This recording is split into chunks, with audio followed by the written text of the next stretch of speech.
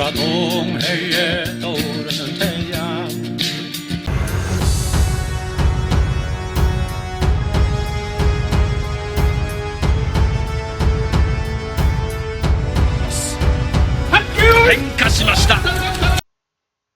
여기 보면은 조선, 카라사르, 홀본, 옛날 졸본부여 앞에 분 홀본이죠. 해본, 그리고 한국, 카라쿠니, 그리고 일본. 이것은 모두 같은 의미를 지니면서 다른 말이다. 이런 말이 되겠습니다. 그 뜻은 그런데 하나로서 카라이다. 카라는 해의 땅이란 뜻입니다. 그러니까 이 조선, 홀본, 한국, 일본이 뜻으로, 즉 훈으로 읽을 때는 카라가 될 수밖에 없다. 이건데요. 이거는 항림TV라고 있어요. 그 항림TV 구독자가 생각보다 많지 않던데, 제가 보면 굉장히 학술적이고 정성이 들어간 유튜브라고 저는 생각합니다. 그래서 한번 이 유튜브 영상 항림TV에서 가져온 겁니다. 강의를 그렇게 맛깔스럽게 재밌고 웃기게 뭐 하는 것 같지는 않아요. 그래서 인기가 없는 것 같은데, 그런 내용은 제가 보기에는 대단히 훌륭하다, 그렇게 평가하고 있습니다. 자, 시청하도록 하겠습니다. 한때 농경 중심의 반목 문명을 형성하며 인류사의 지평 확정을 추동했던 용화 문명의 핵심 지역은 환경이 악화되면서 생산력이 급감합니다. 황하의 함사량과 쌓이는 구간을 고려하면 서기전 2300년부터 서기전 1300년. 여기 보면 참 보면은 AI가 만들었는지 참 동영상 잘 만들었어요. 보면은 서기전 1300년, 이때가 언제냐? 상나라 말기죠. 상나라 말기. 상나라가 BC 1046년에 망했으니까 상나라 말기보다는 좀 더 훨씬 앞이죠. BC 1600년에서 BC 1046년까지 상나라가 존속했을 때니까, 그때의 이게 토사가 쌓이면서 이게 메꿔져 들어가는 거예요. 이게 산동반도고, 두 개의 섬은 아니고, 이제 그러니까 이 지역이 확장되면서 이 지역에 원래 있었던 아사달 카라 문명을 주도했던 드라비다어적 성격의 사람들이 중국 문명의 초석을 만들기 시작하는 거죠. 그러니까 심지어 중국 문명의 근본 뿌리는 이 산동반도로부터 왔다, 이렇게 보는 거예요. 이게 해수면이 내려가고 이게 토사가 쌓이고 이게 평원이 만들어지면서 생산력이 강화되는 수 있는 환경으로 바뀌잖아요. 그러면은 이게 황무지, 무주공산 지대니까 요거를 빼앗기 위해서 이 지역의 선진 세력과 서쪽에 이제 있던 송조를 쓰는 하족, 시노 티베트 계열의 사람들이 동쪽으로 접근하면서 이 자리를 먹으려고 황무지 쟁탈 전쟁이 펼쳐지는 거죠. 지금 세계 정세로 보면은 그린란드 북해가지고, 북극공 가지고, 북극 항로를 가지고 패권 경쟁을 미국과 러시아, 중국이 하고 있잖아요. 항상 역사는 고대부터 그렇게 흘러왔다는 것을 이런 것을 보면 알 수가 있는 거예요. 현재도 그런 양상이 전개되고 있듯이 고대에도 이렇게 환경이 변화하면서 날씨가 추워지고 점점 해수면이 내려가면서 이게 육지로 드러나는 과정 속에서 이러한 쟁탈전이 펼쳐지게 되는 거죠. 그러는 상황에서 이 산동반도 지역이 선진 지역이었다. 그런데 그들은 드라비다 계통의 언어를 쓰던 사람들이었다고 저는 보는 거예요. 그것은 바로 이 요동반도와 한반도와 밀접한 연결고리 속에서 성장하고 있었던 세력이었다. 이렇게 보는 것이죠. 그런데 이 세력이 선진 문명이었다, 이렇게 보는 거죠.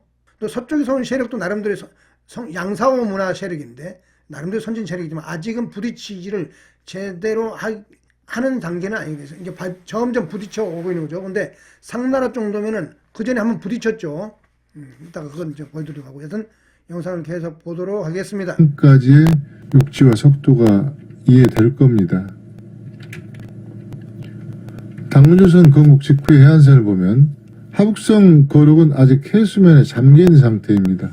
그런데 불과 1000년 후에, 여기 보면 2300년이죠. 우리가 이제 당군 신화를, 당군조선 건립은 2333년 BC 233년을 믿어도 되냐, 이렇게 역사학계에서 좀 그 반론을 제기하고 의문을 갖는 면이 있는데, 근데 뭐가 있기 때문에 그런 기록을 하지 않았겠어요? 근데 그게 바로 중국 하나라 시기하고 약간 겹치는 면이 있어요. 이게 하나라 시기라고 보면 됩니다. 그때 이게 육지 바다가 있고 육지가 있는 해안선의 그림하고 이거하고 바뀌고 있잖아요. 이게 바다가 쫄아들고 있죠.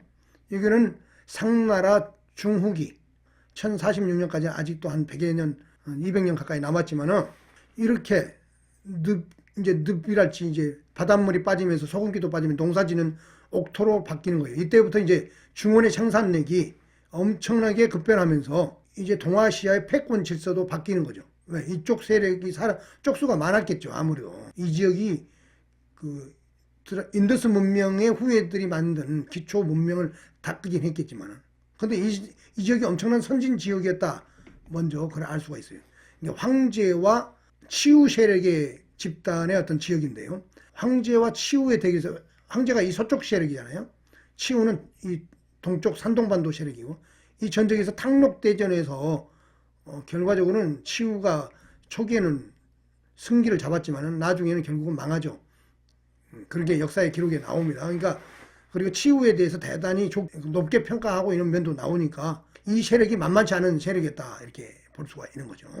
그러니까 근데 하여튼 이렇게 점점 토사가 쌓이고 그래서 평원으로 바뀌어가면서 중원의 생산력, 농업 생산력이 엄청나게 높아지면서 상대적으로 요동지역, 요소지역에 그건 추워지고 척박해지면서 기후가 초원지대 내지는 농사를 짓기 어려운 단계로 가면서 그 지역이 문명이 쇠락해가는 그런 역전현상이 자연지리적으로 기후지리학적으로 나타났다 이렇게 보죠. 약 170km까지 육지가 확장됩니다. 발해가 그만큼 줄어들었다는 의미이기도 합니다. 발해가 이렇게 좀 줄어들고 있죠. 잠시 시간을 뒤로 돌려볼까요? 발해와 서해는 빙하기 동안 육지였던 이게 빙하기 때 이게 육지죠, 육지. 최고 빙하기의 최고 단계 기원 지금으로부터 한 22,000년 뭐 그 정도 전에는 여기 일본 열도 여기 이 부분이 좁은 바닷길 해로 정도 있고 나머지는 전부 육지로 덮여 있었습니다. 일본과도 바로 앞에 쳐다보면 보일 정도로 이렇게 육지로 덮여 있었다. 그 이제 그보다는 바닷물이 좀 높은 단계를 지금 보여주고 있는 것이죠. 많았습니다. 이 시기 화북평원은 황하 삼각조가 제대로 형성되기 전입니다. 비록 서해대촌에 포함되었지만 지금보다 해발 고도가 크게 낮았습니다.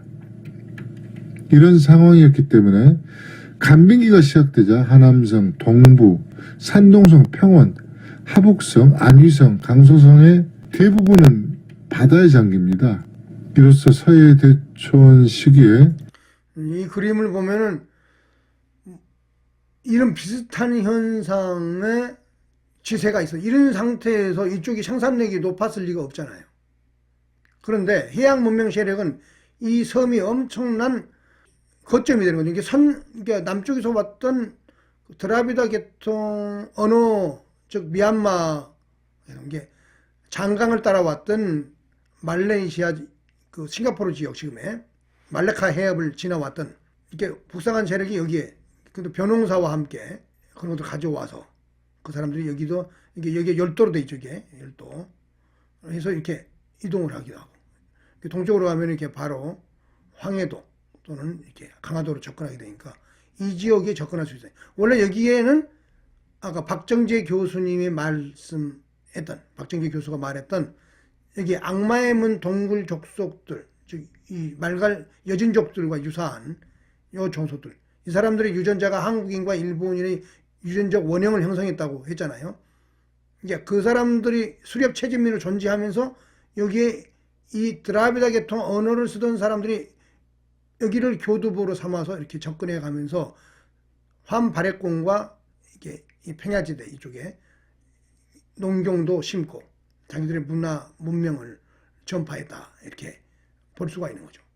그런데 여기가 우리가 부각되는 이유는 여기가 나중에 중화 문명이 형성되면서 이것이 밀려나면서 이게 통합이 되다 보니까 여기에 역사적인 의미를 가지고 있는 것이 여기 기록이 있기 때문에 그런데 여기만 있는 게 아니고 그 세력들이 요동과 만주 남쪽 그리고 남만주 이렇게 한반도 심지어 일본 열도까지 이렇게 쭉 퍼져 사는 그런 환경적 배경이 되었다 이렇게 볼 수 있는 것입니다. 육로로 자유롭게 왕래했던 지금의 하북성과 요령성 그리고 평안도 지역은 발해에 가로막힙니다. 춘추시대 이후까지 1만 년 이상 진화 지역과 만주 한반도 지역의 육상로는 현재 지명 기준으로 요소 주랑, 연산 주랑, 태양 주랑의 좁은 길목 외에는 통행이 자유롭지 않은 환경이었습니다. 이런 상태에서는 이쪽의 세력하고 이쪽의 세력이 부딪힐 일이 별로 없겠죠. 여기서 내려오는 세력들하고는 이 알타이 세력과 이 송조를 쓰는 시노티베트 계열이 부딪히긴 하지만은 농경족들이 여기 세력하고는 많이 부딪힐 일이 별로 없다. 주로 이 사람들은 나중에 이렇게 내려오긴 하죠. 그건 이제 하가점 하청 문화가 붕괴하면서 그건 기후가 척박해지면서 이제 내려오면서 이렇게 여기에 상나라를 만들어내는 세력 내려오긴 하는데 그 전에 이런 단계에서는 별로 접촉할 일이 많지 않다 이거죠. 그리고 여기에 이 세력들과 오히려 이 세력들이 비슷하게 같이 놀면서 해로를 따라서 왜 해양 문명 세력이니까 환파레콘에 아사달 카라 문명의 뿌리를 내렸다 이렇게 저는 보고 있는 것입니다. 하지만 황하 삼각조의 확장, 즉 발해 육자가 진행되면서 좁은 주랑이 점차 확장됩니다. 이는 진화지역과 고조선 문명권 사이의 천연장벽이 낮아진다는 것을 뜻하는데요. 실제로 두 지역 간 영토 분쟁의 빈도도 그와 반비례해서 점차 많아집니다. 자, 이 얘기는 유튜브 내용이 이렇고요. 자, 그러면은 그리고 이제 여기 보면은 나갈랜드의 출신 양공 선수인데 이분이 뭐냐면은 인도 동북부 지역에 있는 사람, 그러니까 티베트 버마 계통의 언어를 쓰는 사람들의 그 운동 선수요, 양공 선수. 근데 그들의 언어가 이게 조선일보에서 제가 가져온 건데요. N계열의 음이 들어가요. 1인칭, 2인칭 대명사에. 이게 그 드라비다 계통 언어의 흔적이라고 볼 수 있는 거죠. 그러니까 미얀마에서는 응아 그런데 네가 나온다. 너는 너라고 똑같다고 저는 봐요. 근데 그렇지만은 이게 한국어와 인도 드라비다어와 가까운 만큼은 아니죠.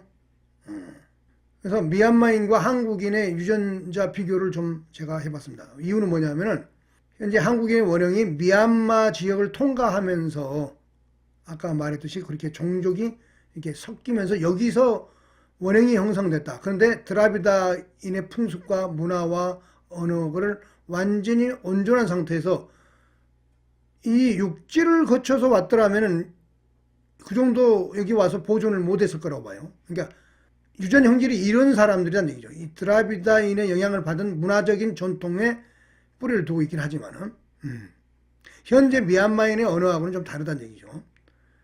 제가 보기에는 그들은 해로를 따라서 왔을 가능성이 크다고 봐요. 고대의 고속도로는 바닷길이잖아요. 육상으로 가게 되면 이런 북쪽 이렇게 신호팀 이게 자꾸 다른 종족들이 걸리고 시간이 오래 걸리기 때문에 언어적 변이가 일어나면서 드라비다인어의 원형을 그대로 이렇게 유지할 수가 없다고 저는 보는 거예요. 그래서 이게 빙하기가 끝나고 신석기 시대 어느 때부턴가 이렇게 빠르게 북상해 오는 세력이 있었다. 그리고 이게 산동반도를 기착점으로 아까 영상에서 보여줬듯이 그런 이유로 이걸 기착점으로 해서 만주와 요동과 한반도 지역으로 주로 들어가면서 아사달 카라 문명을 만들어냈다. 그것이 한국어의 원형이 되었다. 저는 그렇게 보는 것이에요. 그런데 이쪽에 북쪽으로 이렇게 요동 지역에 갔던 사람들이 누구를 만나느냐? 이 알타이어를 쓰는 계통의 사람들과 만나게 되는 거죠. 몽골 선비기에 의했을 가능성이 크다고 봐요. 근데 이것도 우리가 무시할 수 없다고 해요. 이게 티베트를 지나서 말을 타고 이렇게 지나오는 거. 그러니까 몽골어의 말과 날이라는 드라비다어가 아까 남아있었잖아요. 그건 아마 여기서 아사달 문명에서 이렇게 들어갔을 수도 있고 이걸 타고 그 언어 다른 언어에서는 몽골어의 드라비다어가 안 보이는데 날, 태양 굉장히 일반적으로 널리 쓰이는 말이잖아요. 말 같은 것은 유목민족에게 굉장히 중요한 교통수단이고, 그러니까 그런 말들은 진짜 몽골인들이 쓰고 있다는 얘기죠. 근데 그 인종과 이쪽 인종, 아사달 카라 문명의 인종이 이 문명이 선진 문명이기 때문에 유목 세력보다는 영향을 받으면서 그런 말이 몽골에 지금 수용되어 있지 않나. 그 루트는 정확하게 알 수는 없지만은, 근데 분명한 것은 해로를 따라서 왔을 가능성이 저는 크다고 보는 거예요. 왜 그러냐? 육지를 통해서 오면은 시간이 오래 걸리고 언어의 간섭 작용에 의해 가지고 말이 변하고, 이런 말들이 변하잖아요. 문법 SOV만 유지하지 말이 막 변했잖아요. 성조 영향을 받아서 나도 응아로 바뀌고. 그런데 중국어에는, 이 현재 한어는 한국어하고 많은 것들이 일치한다는 얘기죠. 그러니까 산동반도의 선진 세력의 동의로부터 중화 문명도 만들어졌다는 고대의 중국 기록이 나오거든요. 그런 거 보면은, 근데 중국어의 1인칭, 2인칭 대명사가 한국어하고 일치한다고 봐야 돼요. 어떻게 일치하느냐? 지가 똑같죠. 나는, 원은 뭐냐? 다른 것 같은데 본질은 나에서 파생된 것이다, 이 말이에요. 어떻게 파생되느냐? 그걸 제가 또 보여드리겠습니다. 이게 나가, 제가 상상해서 만들어낸 나가 어떻게 파생되어 나가는가. 나 드라비다하고 나가 있었다, 이 말이에요, 원래. 그리고 이것이 미얀마 지역에서 그 문화적, 언어적 모든 걸 원형을 완벽하게 갖춘 상태에서 인종적 변이가 일어났다. 현재 한국인처럼, 지금 미얀마인처럼. 바로 이 나가 원시 드라비다와 아사다 카라오 나잖아요. 똑같으니까. 여기에 성조작용이 일어나는 거예요. 성조작용. 중국에서는 어떻게 일어나느냐? BC 11세기 주나라가 건국되면서, 그러니까 그전에는 상나라죠. 상나라. 1046년 12세기 초에 망하니까 BC 11세기 주나라가 성립하는, 이때 송조를 쓰던 사람들이에요. 송조 하족들이었으니까. 이 송조가 작용을 하면은 어떻게 되냐? 응아로 바뀐다 이거예요. 응아가. 아까 미얀마어에서, 아까 이 시노 티베트의 영향을 받아서 미얀마어가 송조라 있잖아요. 근데 그래서 뭐냐, 미얀마어에도 나가 응아로 발음된다고 했잖아요. 아까 그 여자분이, 이 여자분이 나를 응아라고 발음한다 했잖아요. 근데 제가 조사한 바에 따르면은 그 지역의 언어들이 전부 1인칭 대명사가 전부 응아 발음이에요. 미얀마 응아, 부탄 응아, 티베트 응아, 다 응아예요. 응아. 단 한쪽은 워죠. 워. 그래서 그걸 어떻게 설명하느냐? 방금 전에 보여드린 거 이거. 나가 성조의 영향을 받아서 응아로 변했다, 이 응아가. 이것이 한국어의 한나라 진한 교체기 이후에 한자가 나를 쓰는 족속들에게 수용되면서 한국에서는 나아자가, 여기 나아자가 아라고 발음되죠. 아국 한자라고 써놓고 나국 이렇게 아니잖아요. 그 아가 나저잖아요. 아. 그러니까 응아에서 아가 나온 거죠. 여기서 뭐냐면 무성조가 작용하네. 한국어는, 드라비다어는 성조가 없는 언어니까 응아를 수용하는데 축약을 해야지 뭐냐, 아로서 축약이 됐다 이거죠. 그리고 응아가 성조를 같이 쓰는 한어에서는, 같은 성조 계열에서는 워로도 발음이 변형될 수 있다 이거죠. 응아를 응아, 워 그렇게 갈 수 있잖아요. 성조, 같은 성조니까. 이게 버마 티베트에서는 전부 나가 응아예요. 나가 응아로 바뀐 거예요. 버마 티베트어에서. 미얀마, 티베트어, 부탄 전부 응아예요. 조사한 바에 따르면. 그러니까 미얀마에는 응아로 남았잖아요. 응아. 그리고 기원 전후로 해가지고 일본 열도로 이제 한족들이 밀려들면서 한반도에서 밀려든 한국인들하고 막 섞이면서, 근데 한나라 이후에는 한 제국 문명이 동아시아를 지배하게 되니까, 한자가 핵심적인 역할을 하면서 지배하게 되니까, 그것이 우위에 의해 가지고 일본 열도에서 일본어가 만들어지는 거예요. 그래서 우어가 여기 보면 무성조 작용으로 되어 있잖아요. 일본어는 한국어하고 문법적으로 비슷하니까 성조가 없잖아요. 성조가 없는 사람들의 언어에서 이걸 받아들이는데 어떻게 해요? 성조는 없는 상태에서 축약을 하니까 와가 되는 거죠. 와. 그래서 일본어는 한국어보다도 1인칭, 2인칭 대명사에서 드라비다적 요소가 안 나타납니다. 오히려 중국어적 요소가 많이 나타나죠.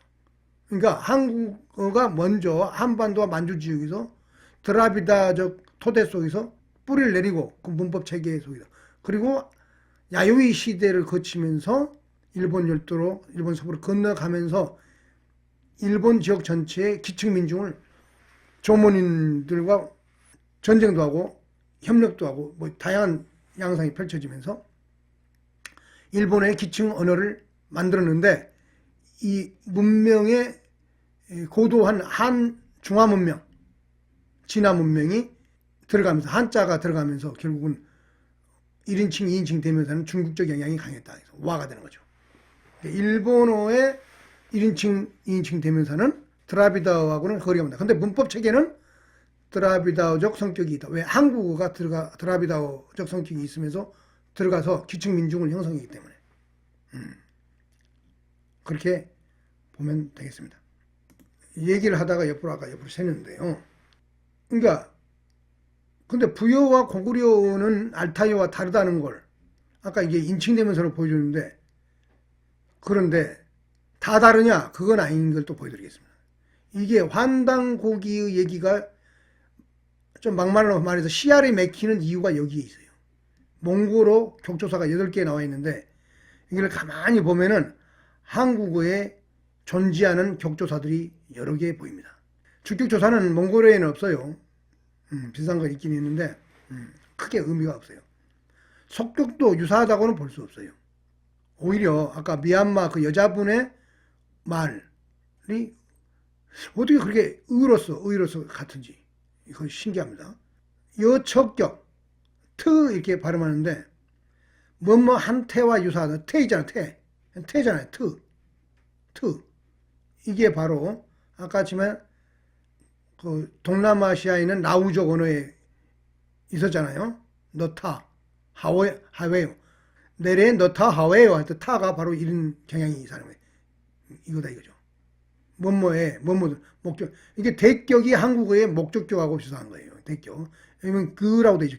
이게 키릴 문자인데 여기에 한국어 한글 음으로 읽으면은 으그 이렇게 그러니까 여러 개 이렇게 있는 이유는 뭐냐면은 이게 알타이어는 조사가 붙을 때 모음 조화를 꼭 지켜야 돼요. 그러니까 투르크어는 완벽한 모음 조화를 철저히 지키지 않으면은 문법 체계가 파괴되어 버립니다. 아주 정확한 언어예요.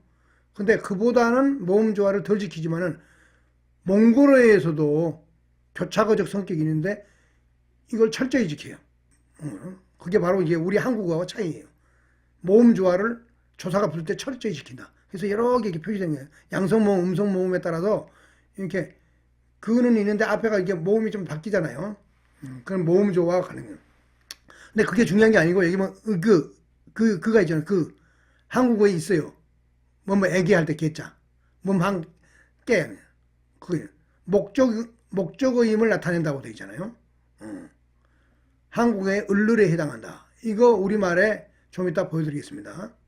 그다음 탈격, 방향격 조사 이런 것들은 완벽하게 한국어와 일치합니다. 일본어하고는 달라요. 이게 부여에 내에 이런 것들이 수용되어 있었던 거예요. 드라비다어, 남방 드라비다어 플러스 알타이어, 몽골기어가 결합했다는 것을 한국어가 그런 언어라는 걸 알 수가 있죠. 보면은 아스, 에스, 오스, 웨스 뭐냐면 모음 조화 때문에 이렇게 써놓은 거예요. 근데 한국의 에서 뭐뭐로 에서 써있잖아요. 여기 에서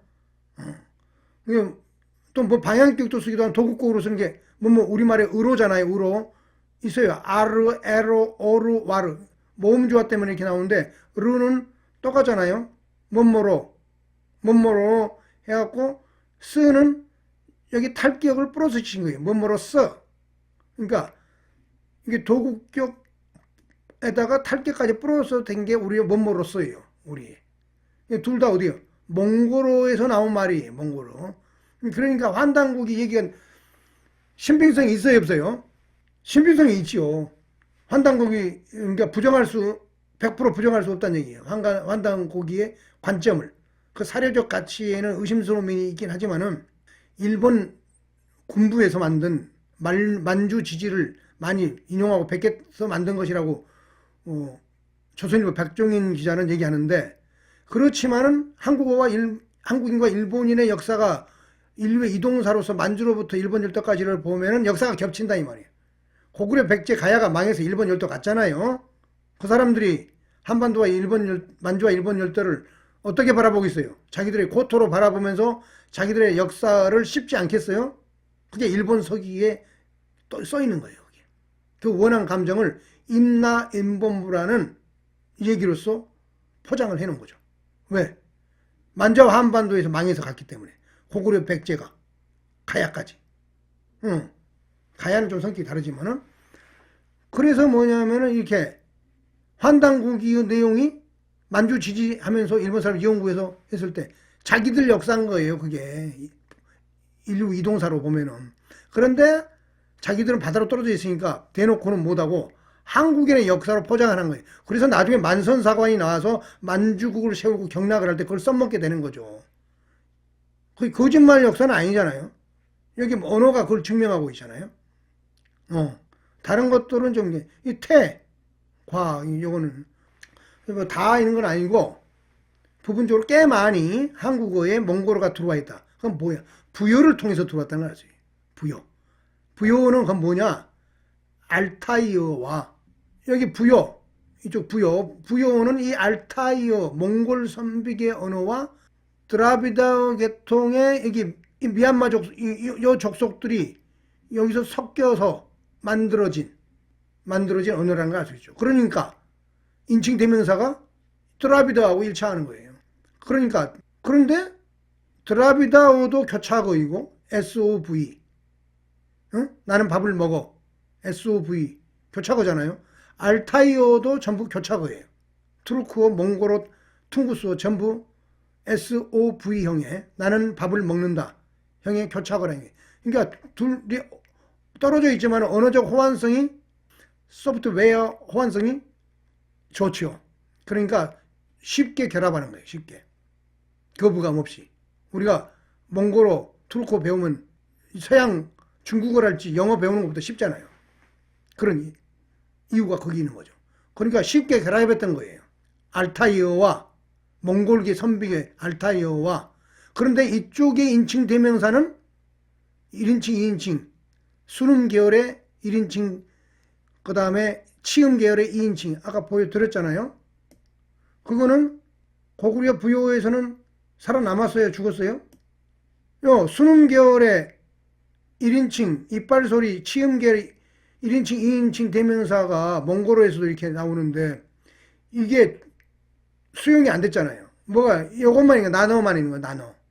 이게 부여다, 이게. 그러니까, 삼국지 위서 동의 전에 그 부여와 고구려 족속을 말이 다르다고 표현하는 이유가 여기 있는 거예요. 인칭되면. 이게 말이 유사한 듯 하면서도, 많이 비슷한 듯 하면서도, 이런 핵심적인 것들, 이런 것들이 다르다, 이 말이에요. 정체성과 자아에 관련되는 1인칭, 2인칭 대명사부터 시작해가지고 많은 것들이 다르다, 이거예요. 조사 부분들은 많이 수용이 됐지만, 몽골의 이것처럼, 그렇게 다르다는 얘기죠. 그걸 우리가, 그래서 환단고기가 허무맹랑한 소리는 아니다. 그래서 환단고기는, 그리고 그 얘기, 그 엄청난 방대한 얘기를 한 사람이 소설처럼 아무리 한자를 잘한다 해도 만들어냈다는 건 좀, 만들기가 쉽지 않을 거라고 보는데요. 그 정도 걸. 소설책 쓰는 거 쉽지만은 그 정도의 어떤 사료적인 냄새가 풍기는 그런 문서를 만들어냈다. 환단고기를. 아무 막 근거도 없는 얘기를 갖고. 그럼 일본인들 군부는 가면 그런 걸 만들 때 뭐 근거 있는 사료를 갖다 만들었을 거 아니에요? 어쩌면은 일본 정창훈이랄지 일본 천황가의 그 보물창고에 고대의 그런 역사서들이 있을지 몰라요. 왜? 고구려 백제가 망하면서 일본 갔으니까 자기들 역사서 가져가가지고 일본 서기를 쓰고 남은 역사서들 짱박 하나 쓸 수 있죠. 그런데 천황의 신비로움을 유지하기 위해서 함부로 공개를 안 하고 필요할 때 꺼내다 가지고 정책적으로 쓸 때, 역사서를 꾸밀 때. 그래서 만주 지지 같은 게 나오지 않았나. 일본 정창원 내에 뭐가 있는지 좀 궁금하고 의심스럽기도 해요. 거기에 한국 고대에 신라가 삼국 통일하기 이전의 역사들이 있을 수 있다는 얘기죠. 그러니까 당군이라는 것도 허무맹랑한 얘기가 아닐 수 있다는 얘기죠. 그리고 산동반도에 당군 신화와 관계되는 그 무시사당묘 화상석이 발굴됐잖아요. 그렇게. 오늘 이제 아까 처음에 얘기했는데 몽골에서 보이는 드라비다의 흔적이다. 이게 티베트 공원을 통해서 들어왔는지, 아니면 바닷길을 통해서 아사살카라 문명으로부터 수입된 것인지는 그건 알 수는 없지만은 인도 드라비다의 문화적 파워가 저 몽골 초원까지 영향을 미치고 있음을 우리가 무시할 수 없는 거죠. 그래서 유라시아 문명의 요람이라고 인더스 문명을 제가 지칭하는 것입니다. 날과 말이 몽골어와 드라비다의 공동으로 나타난다. 놀랍지 않습니까? 나 이걸 보면서 깜짝 놀랐어요. 원래는 우리가 쓰는 월요, 며칠 날, 날짜 잘 맞춰야 그 날이 몽골어를 제가 먼저 공부했기 때문에 몽골어에서 온 말인 줄 알았다니까요. 그게 아니란 얘기. 남방 드라비다어가 북상하면서 몽골까지 갔다. 놀란 거 아닙니까? 놀라운 일 아닙니까? 이 세력이 아까 악마의 문의 그 유전변이에 일어났던 그 앞니빨이 이렇게 그 유전변이가 일어나고 그 추위에 적응한 빙하기 때 그 족속들, 그게 이제 알타이 계통의 퉁구스어 계통이죠. 이 족속하고 섞이면서, 그런데 이 사람들은 수렵 채집민이었기 때문에 문화적 문명적 기초가 약했겠죠. 원주민이지만 주로 산악지대에 살고. 근데 이 해안을 따라온 이 세력들은 농사 기술도 갖고 들어오면서 한반도 서부 만주 요동 지역에 정착이 있기 때문에 이들과의 이제 접점 투쟁하는 과정 속에서 인도 드라비드 문명으로부터 올라온 세력이 얼마나 고도한 문명적 수준에 있었겠어요. 인도 드라비드 문명, 그 다음에 힌디 문명이라는 게 인류 역사에서 수학과 철학의 출발점이고 보고입니다. 영을 발견한 사람들이 인도인들이잖아요. 인도인들, 수학, 철학. 그 인도 사람들, 특히 저 힌디어 계통, 인도 유럽어족은 그 언어적 체계가 아주 정밀합니다. 정확합니다.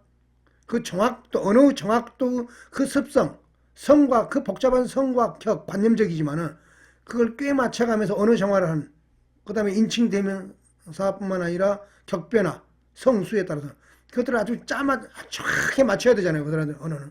그런 습성 때문에 그네들은 굉장히 철학적이고 과학적인 이제 언어를 갖고 마치 독일어에서 독일 관념론의 그 뿌리가 만들어지듯이 인도 유럽어족의 언어적 습성이 그런 거예요. 그 영향이 산스크리트어인데 그 영향 하에서 버무러진 게 바로 인도 드라비다어, 힌디어. 이 세력이 동북방으로 북상해가지고 아사달카라 문명을 만들었다. 그러니까 이 수준이 굉장히 높았을 거 아니에요. 거기다 벼농사를 가져왔을 거고. 그러니까 정착 생활을 하면서 간간히 침략에 들어온 산적 같은 사람들. 그게 바로 뭐냐면은 악마의 문 동굴에 그 유골로 나타나는 그 사람들이죠. 한국인들의 많은 유전연질이 박정기 교수의 말처럼 그 유전연질의 사람들이 덮어 씌워지면서 한국인이 만들어지긴 했지만 일본인과 한국인이 거의 90%그 악마의 동굴 유골 인자와를 기준으로 해서 한국인과 일본인이, 다른 종족에게는 그게 안 나타난다는 거예요. 몽골인에도 나타나는데 몽골인조차도 한국과 일본인만큼은 아니다. 그래서 한국인과 가장 가까운 인종적인 유전 어떤 구성을 갖고 있는 게 악마의 문, 여진 만주족이란 얘기죠. 그렇지만은 문화적 문명적 토대는 이 인도 드라비다어를 넘지를 못했다. 그래서 나 너를 넘지 못했다. 왜? 빙하기 이전부터 고도로 문명이 인도 도령에서 그 성숙된 게 그 구력이 엄청났기 때문에 힘이. 그리고 그 문명이 산동반도에 와서 그 해수면에 상승하면서 황무지 쟁탈전 과정 속에서 선두 문명으로서 중화 문명의 뿌리를 털을 닦았다. 그래서 한국어와 중국어가 유사한 현상이 펼쳐지는 거다. 결국에는 서쪽에서 왔던 송조를 쓰는 시노 티베트에게 몰락해가지고 쫓겨났지만은 그 문명적인 그 강력한 힘은 결국은 유산으로서 시노 티베트 어족에게 넘겨줬다. 그것이 한 중국어다, 한어. 이렇게 우리가 봐야 하는 것입니다. 또 재밌는 것을 제가 보여드릴게요.